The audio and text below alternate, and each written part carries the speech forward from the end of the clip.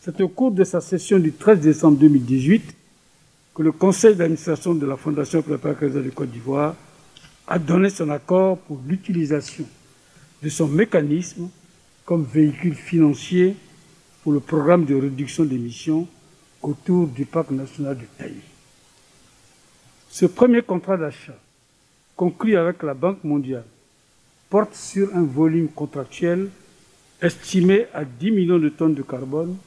au prix unitaire de 5 $ la tonne, soit un total de 50 millions de dollars US. Il est bon de rappeler que les paiements se feront uniquement sur la base de performance des bénéficiaires identifiés. Il s'agit donc d'une obligation de résultat. Monsieur le ministre, Mesdames et Messieurs, comme vous le savez, dans le cadre de la lutte contre les changements climatiques, et plus particulièrement de la lutte contre la déforestation et la dégradation des forêts, le ministère de l'Environnement et du Développement durable a soumis au Fonds carbone de la Banque mondiale un programme de réduction des émissions autour du parc national de Taï. Avec l'appui des parties prenantes, notamment le ministère d'État, le ministère de l'Agriculture et du Développement rural, le ministère des Eaux et Forêts et évidemment le ministère de l'Économie et des Finances. Ce programme, basé sur les contributions de chaque partie prenante, est destiné à rétribuer les efforts consentis par les parties prenantes pour le verdissement de 5 régions administratives autour du parc national de Taï. Je voudrais remercier toutes les parties prenantes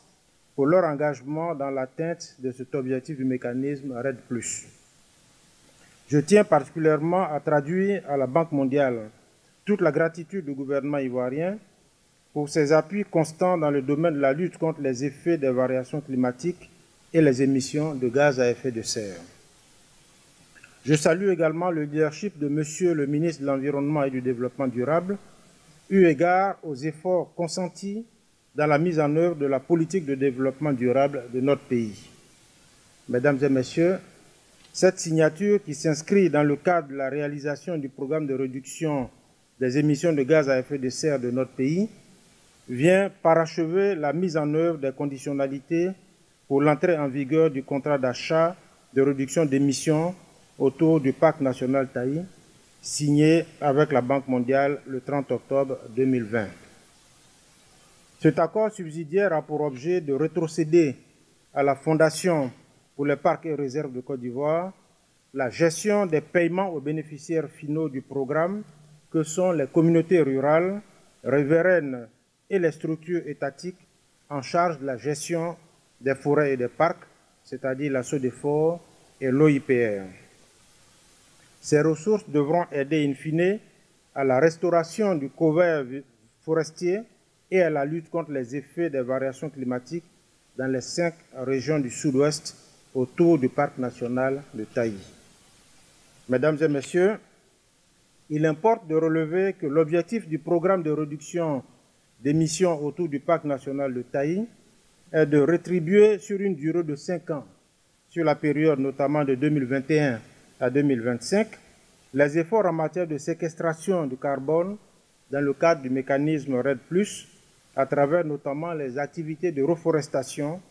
de conservation de la biodiversité et d'agroforesterie. L'exclusivité d'achat du carbone sur la période du programme est également concédée au Fonds carbone de la Banque mondiale,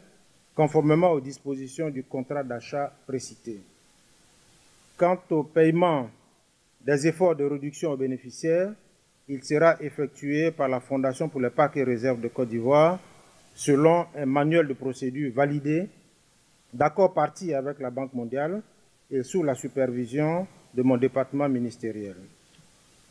Par ailleurs, une contrepartie évaluée à 1,2 milliard de francs CFA est attendue de l'État pour la prise en charge des activités de coordination et de suivi et évaluation du programme. L'exécution du projet est assurée par le Secrétariat national du mécanisme RED+, sous la tutelle technique du ministère de l'Environnement et du Développement durable.